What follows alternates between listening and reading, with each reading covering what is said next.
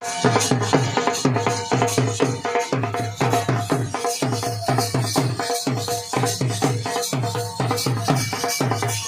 साथ में जो शर्मिला गोदारा है, कैंडिडेट है, उम्मीदवार है, इनसे बात करेंगे। पहले तो आपका बहुत बहुत स्वागत शर्मिला जी। हाँ जी। नॉमिनेशन कर दिया? हाँ जी, कर दिया।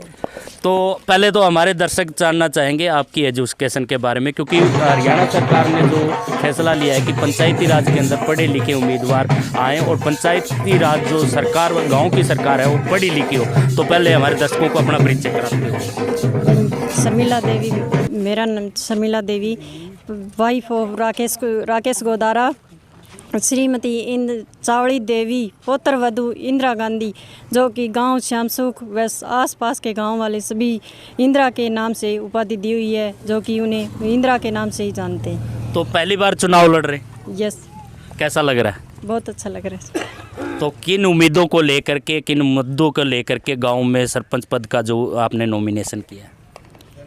यही गांव का विकास है, विकास करना है जी। जो पानी है, बिजली की व्यवस्था, गलियों की सड़कें वगैरह बनानी, ये हर चीज़ की सहूलियत के लिए हमने विकास, गांव के विकास के लिए ही हर चीज़ का। तो शर्मिला जी, जो हरियाणा सरकार ने एक फैसला लिया कि महिलाओं को, जो कि वोट का अधिकार बराबर है, इतनी महिलाएं इतने ही पुरुष हैं, तो जो चुनाव के अंदर महिलाओं को 50% भागीदारी दी है, जिसके अंदर आप भी आते हैं इसके अंदर, तो कैसा, क्या कहना चाहेंगे इस बारे में? अच्छी बात है।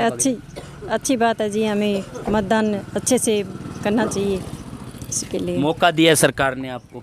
हाँ जी, बहुत अच्छी बात है जी। इसका जो करेंगे सेवा, शायद हर विकास की तरफ बढ़ेंगे।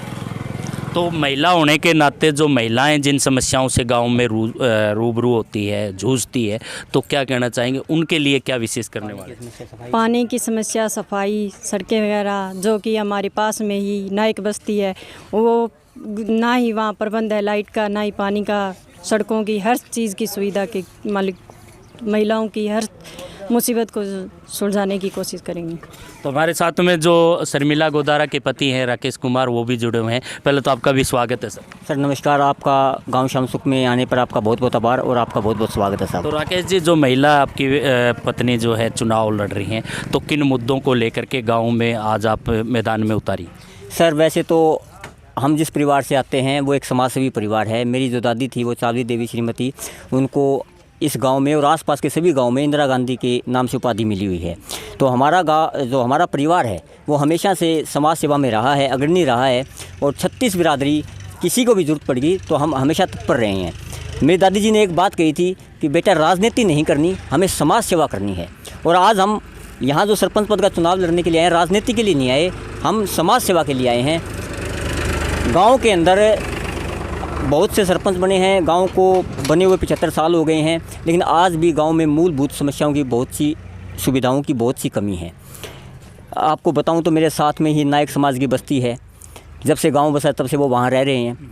उन्होंने बहुत से सरपंचों को वोट दिया, बहुत से सरपंचों को बनाया, लेकिन आज तक विकास के नाम पर उनके घर के आगे एक ईंट नहीं लगी है।